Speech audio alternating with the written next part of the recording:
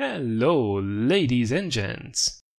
So, here we are again. The series where you have to endure my own crappy gameplay continues with acing a tank that I absolutely adored in the beginning and left with quite mixed feelings, honestly.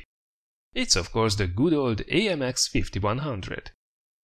Now we'll have plenty of time to talk about the machine and my experience with it during our close to a minute-long reload sessions. So instead of wasting your time, let's jump right into it. Alright, so here we are in our AMX 5100, this time around in a standard battle on Overlord, aka the D-Day map. And don't you worry, there won't be any jumping action in this match. So, what have we gotten ourselves into this time around? Well, our tier 8 French autoloader is very happy right now, because have a quick look at the team lineup. There are only 3 tier 9 tanks on both sides, the rest are tier 8s and tier 7s, and that actually means that we are able to clip every single tank on the enemy team, including the heaviest of heavy tanks. Now that's possible because this thing has an absolutely crazy 1800 burst damage potential. Now that is if we are able to connect every single one of those 6 rounds that we have in a magazine. Now what you will find though is that it's quite rare actually that you are able to fully unload into the enemies, and that's because, well, for one, you can't really tank a lot of shells in this thing. It's mostly about trading your health because even though you have 90mm of armor in the front, which is quite well sloped both on the turret and also on the hull, in reality it's very rare that you will be able to bounce anything in this thing. Even in this kind of a lineup, it's better not to take any shots because it will leave a mark.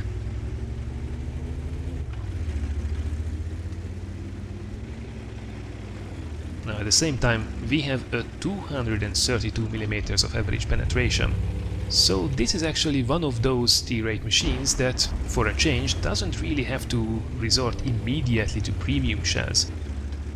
As you can see, I have 3 clips of APCR prepared, but now thinking about it, I don't think I ever loaded them actually.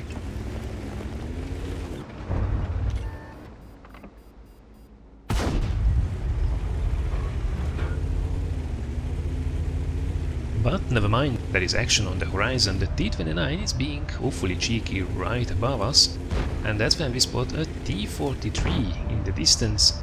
Hopefully we can get one shell into it and have a look. The aim time isn't exactly the best, and that's when the T-29 decides to push over this ridgeline, which is a horrible decision by him. We are trying to go for the tracks, but never mind, he is already out of this game. Let's not lurk on that corner though, just in case his teammates are about to jump us, as people tend to be quite aggressive against autoloaders if they expect them to be reloading, which we certainly will be for the next 40 seconds or so. So let's heighten it out of there. Now you will see me do something throughout the battle, which I think is quite important for anything with a longer reload, and that's to press our F8 key, at least by the default binding, letting our teammates know that we are currently out of the action. While we can't really expect them to pay attention to it 100% of the time, I feel it's still important to at least give them the chance to time their pushes and defenses accordingly, because they might think that we have 1800 damage right at our disposal, while in reality we won't be able to fire a single shot for maybe a minute or so. So, we spot ourselves an IS on the corner, again very poor tier 7 heavy tank.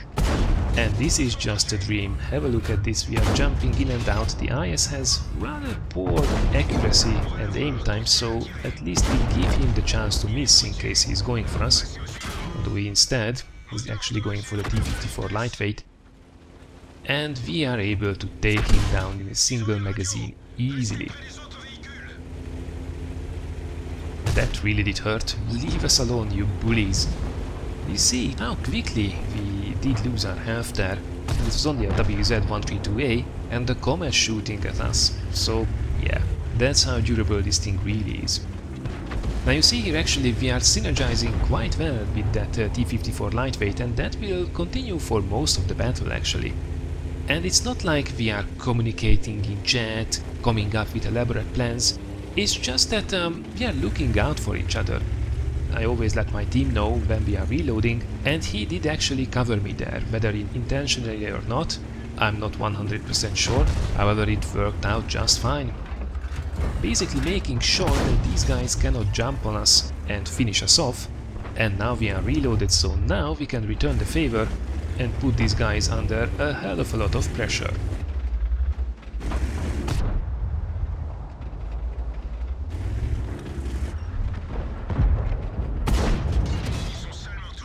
Alright, so they are both pulling back. This is our chance. We have 4 shells left, which is more than enough to finish both of them off. Oh, never mind, T-54 lightweight takes out the Comet. 2 shells should be enough to take out the Scorpion G, especially with a little bit of help from our friend there. And that's actually really crucial for this machine, working with your team and your teammates. But before we get into that, notice how I don't reload in this case, because I realize that the Panther is making an aggressive push here.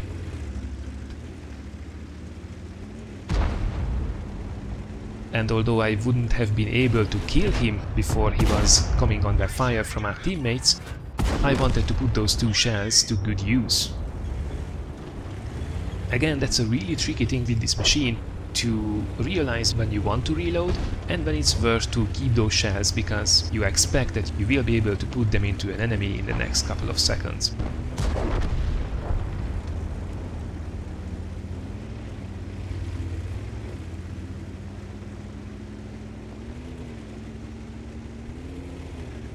So what I wanted to quickly mention is that what you will find in this thing, and we just can't catch a break, can we?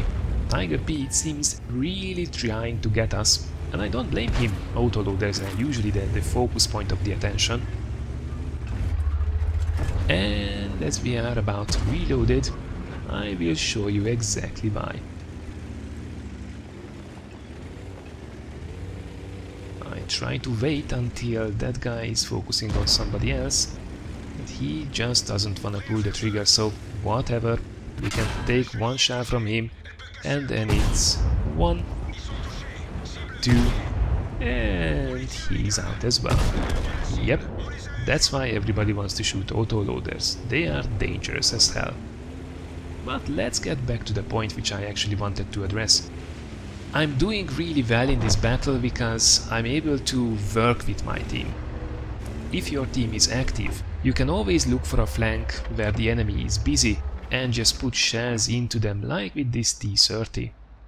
1 and 2 is perfectly enough to take that guy down, and the match is by now won.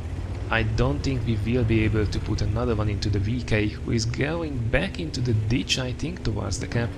Hopefully the T-54 lightweight will be able to finish it off.